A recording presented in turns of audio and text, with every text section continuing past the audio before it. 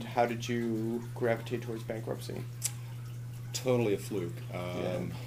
I think I had been out of law school working for a firm in Livermore, California, and one of the partners was caught up in a depot out in Sacramento and needed me to handle a motion for relief from stay from one of the banks the firm represented, and that was my first experience, and it was awful.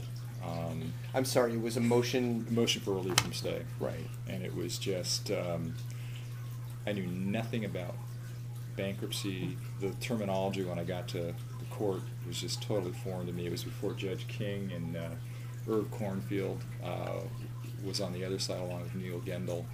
Mm-hmm. And by the end of it, I told Neil Gendel, I said I would never go back to a bankruptcy court again in my life. And Irv and Neil put their arm around me. We were going down the elevator and said, "Oh, it's not so bad, kid. You might really like it. It's very collegial." And Right. then a year later, the firm I was with merged with another one, and they were asking for... Which firm was that? Who it was, were you I was with Haynes, Walker and Scott, and then it merged with Staley, Young and Schwartz, and it was a firm of about 15 attorneys out in Pleasanton. Mm-hmm. And one of the partners needed an associate to handle bankruptcy, and they were asking for anybody with bankruptcy experience, and I raised my hand and said, "Sure, I've got it." And then he was great at teaching me, and that's how I kind of got my feet wet. You know, sometimes for, you know, folks who come onto the bench from a given, you know, specialty, that the folks from the other specialty may wonder, how's this guy going to be, Mm-hmm. that type of thing. How did you kind of, you know, make dealing with with debtors, with people who represent debtors?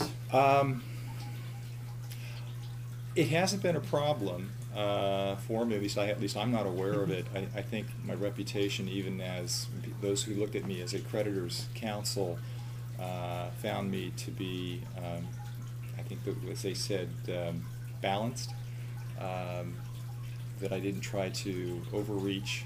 I was there just trying to get what my client was entitled to, and then had a nice manner. I was not a ranting and raving type person. It was just, you know, pleasant discussions. We'd write a letter setting forth the client's position. If I, you know, got a letter back, respond to it.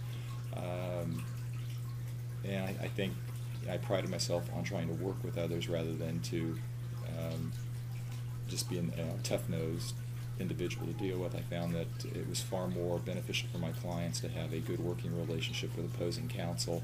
And if you came to a disagreement, that's what you have the judge for.